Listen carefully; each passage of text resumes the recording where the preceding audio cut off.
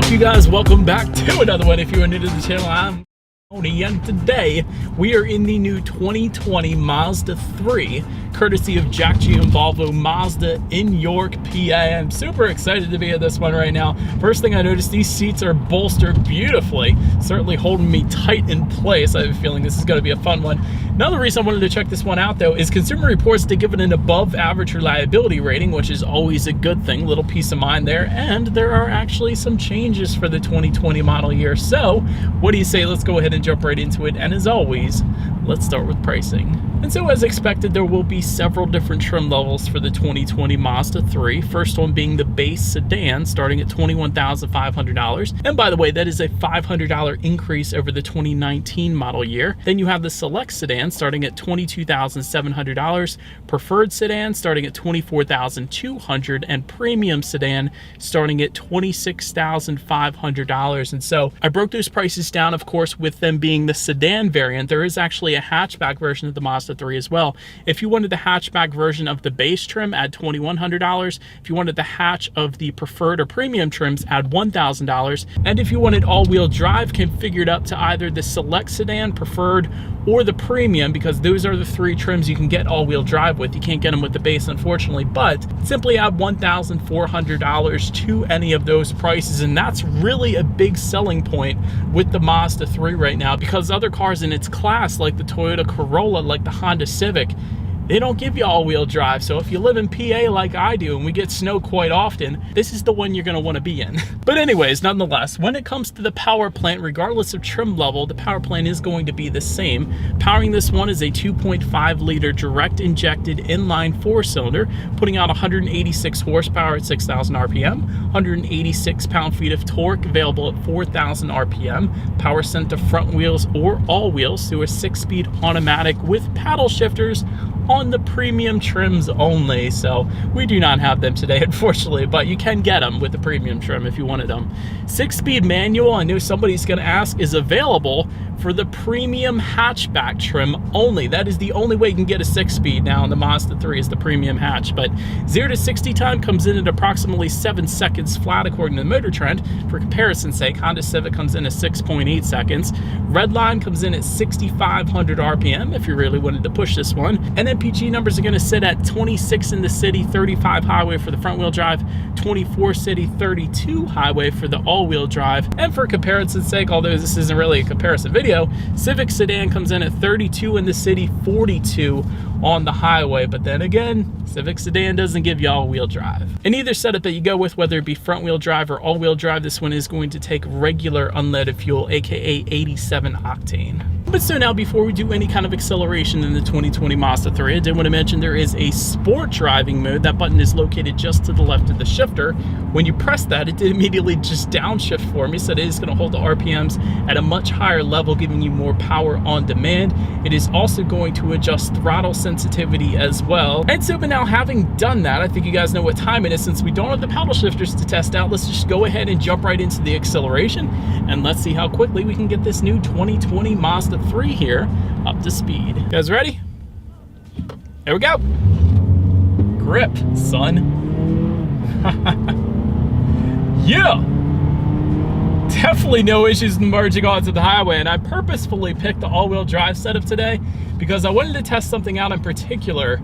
When you hit the gas like that in the front wheel drive setup, typically we'll get some slippage, you'll get some spinning on the front wheels, but with all-wheel drive, power is sent to the ground instantly, so there was no slippage there whatsoever. I love having all-wheel drive vehicles. Definitely gives you a ton of peace of mind, whether it be acceleration or driving in the snow or the rain or whatever. So gotta say, I'm definitely a big fan of that. But so anyways, to go along with that acceleration, as always, braking is equally important. And so braking setup is actually gonna differ slightly depending on if you go with the front-wheel drive or the all-wheel drive setup. Front-wheel drive is gonna give you 11.02-inch ventilated front discs. If you go with all-wheel drive, you're going to get 11.61-inch ventilated front discs, so slightly larger rotors in the front if you go with that all-wheel drive configuration, at least.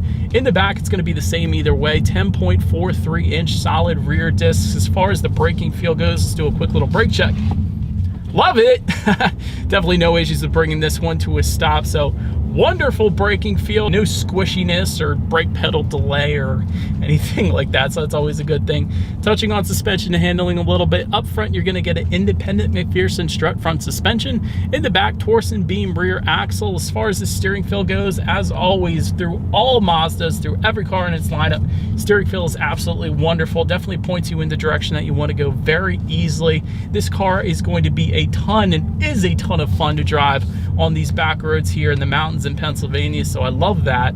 As far as ride quality goes, it's actually been perfectly fine. It's pretty much as expected for a compact car, so no issues there for me either. Cabin noise is pretty much as expected. Not as quiet as a luxury car, but certainly not loud or punishing either. It's pretty much just fine, so no issues there. Touching on visibility with this sedan, I will say the visibility is definitely on point. I can see beautifully right out the back of this one, and I will say I did review the hatchback, I believe it was last year, and that one visibility wasn't quite as good as the sedan that I'm currently driving right now, so I did want to mention that. But either way, you shouldn't have any issues, honestly. But rain sensing windshield wipers will also come standard across the board. That should assist, of course, with visibility as well. You will also get a head-up display with the premium trim, so that's pretty cool. It's going to display your speed on the windshield, so it can better help keep your eyes on the road, better help enjoy the drive a little bit in this Mazda 3, so that is always a good thing as well. And that about rounds out the performance segment of this review. Let's now go ahead and take a look at the exterior of this jet black mica. Beautiful in black 2020 Mazda 3. All right, you guys, here she is, the 2020 Mazda 3. Let's go ahead and start up front on this one. LED headlights are actually going to come standard on all trim levels. I always love that LEDs are standard. Definitely going to better illuminate your drive at night, comparatively speaking to the halogens that come standard on most compact cars out there. So that's a plus.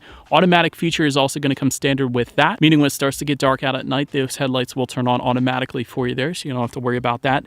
LED daytime running lights also standard. And I did want to mention up front, the sedan is going to differ, of course, slightly comparatively speaking to the hatchback. The sedan is going to give you a chrome surrounding on that front grille, whereas the hatchback is going to give you a matte black surrounding on that front grille. So quite a substantial difference there. I guess the hatchback being a slightly more sportier appearance, whereas the sedan might be a little more elegant of an appearance, but still very, very menacing in this jet black mica exterior that we have today. But nonetheless, let's go ahead and make our way to the side on this one. And so to tie together with the front, on the sides, chrome window surrounds will come standard with the sedan, black window surrounds with the hatchback, although that hatchback will come with chrome beltline molding, a little bit of chrome on that one. Taking a look at the side mirrors, they are body colored power adjustable side mirrors for all trim levels, including integrated turn signals actually as well. Then take a look down at the wheel setup. 16-inch aluminum alloy wheels will come with the base sedan. However, all other trim levels for both the sedan and the hatchback will give you 18-inch aluminum alloy wheels, and that, of course, is what you are looking at right now. But now, making our way to the back, LED taillights actually standard across the board, and they actually have a nice smoked housings to them, I can see as well, and that looks absolutely wonderful on their black exterior. I love when they include smoked housings on taillights. It just looks so much better. This thing looks awesome in the back, I gotta admit. But anyways, did want to mention signature LED taillights coming with the premium trims. That gives it a little more of a 3D effect. It's kind of a cool look to it. Rear spoiler with an integrated brake light will come with the hatchback, of course, not the sedan. Rear window wiper coming with that hatchback as well. Just below it all, whether you go with the sedan or the hatch, you will find dual exhaust outlets with chrome tips. So I do believe you guys know what we have to do next. As always, here is that exhaust clip.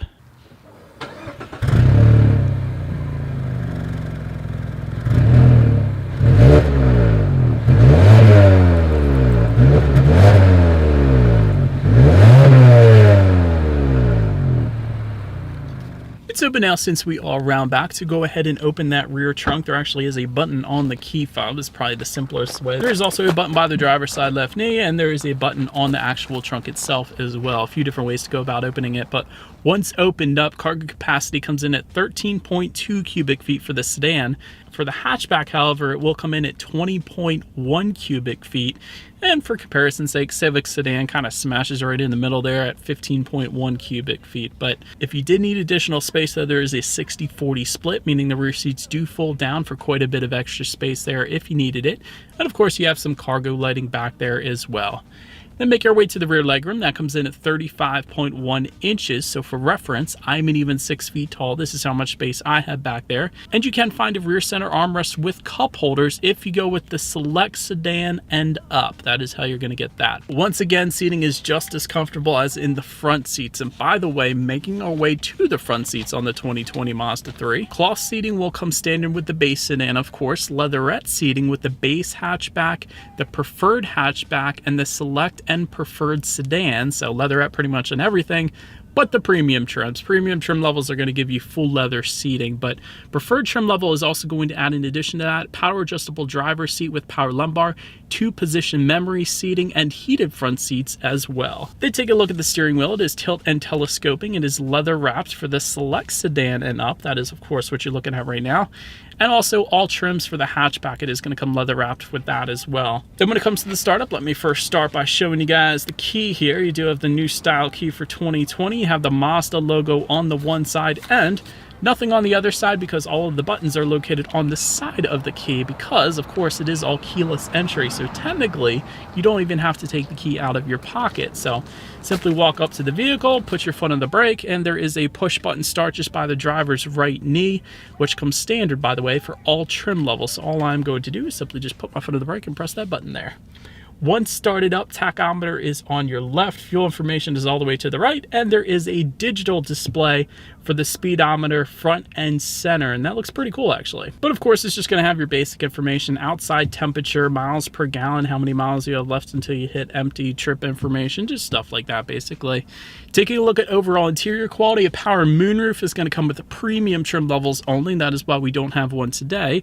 Dual zone climate control coming standard with all trims on the hatchback and the Select Sedan trim level and up. So that is currently what you're looking at right now. And there's actually a lot I like about the Mazda 3, and a lot of it is very similar to the CX-30 I recently reviewed actually as well. For instance, you have this Audi-esque style climate control just above the passenger side glove box, where it kind of looks like it's all one fluid climate control vent, so that's pretty cool. Just above that, you have some nice dark stitching to go with the black leather, and I do like that. It's black leather with a black exterior. That is really the way to go. Also like the silver door handle incorporated into that silver line in the doors. It definitely looks good as well. When it comes to some of the basics up front, you're going to find a USB charging port, and I'll tell you what that's for later. Little cargo area tray there. There's a couple cup holders, with the cup holders located in front of the shifter, and that's definitely a plus for me, because a lot of the times vehicles will put it behind the shifter, and then when you go to shift into drive or reverse, you kind of have to maneuver around your cups or your energy drinks or whatever to try to shift into gear. So it's definitely a better option that they put it in front of the shifter rather than behind. Also have an electromechanical parking brake with the auto hold button.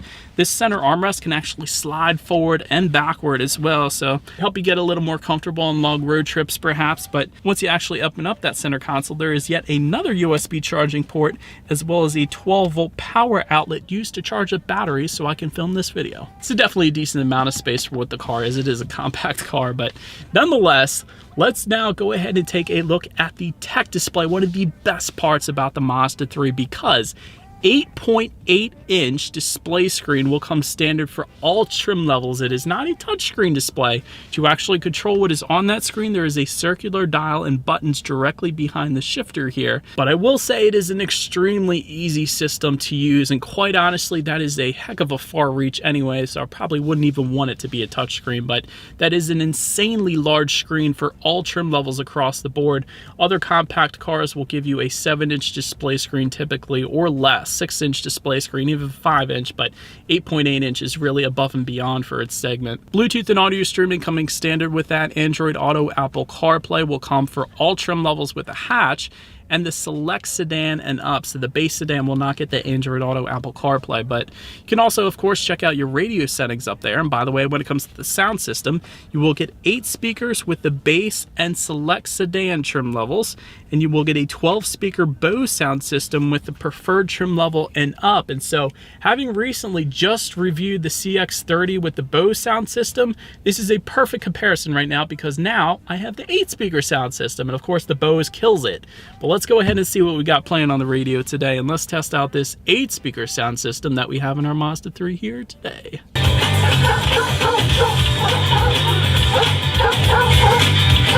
I still don't get why they have dogs barking at the beginning of that song, but still, sound system is alright. It's pretty much as expected. Having just reviewed a car with the 12-speaker Bose system, it's nowhere even close to that, quite honestly. So, of course, I'll go for the Bose sound system any day of the week, but that should be fine, especially at the price point this thing is at, and all-wheel drive, so it's pretty much as expected for an 8-speaker sound system there. But last thing I wanted to mention to you guys on the tech display, at least, is when you do put the Mazda 3 in reverse, you will get a rear view camera for all trim levels across the board, letting you know who or what is behind you, which is always is going to lead us into safety. And so to start, I first did want to mention the Mazda 3 is an IIHS top safety pick, which is a heck of a start already. And so at the beginning of the video, I mentioned there was some new changes for the 2020 Mazda 3. This is where they really come in when it comes to safety. All trim levels are now going to come standard with Active Sense safety features, which is what Mazda calls their safety package essentially. That does indeed come standard, including lane departure warning, lane keep assist, adaptive cruise control with stop and go,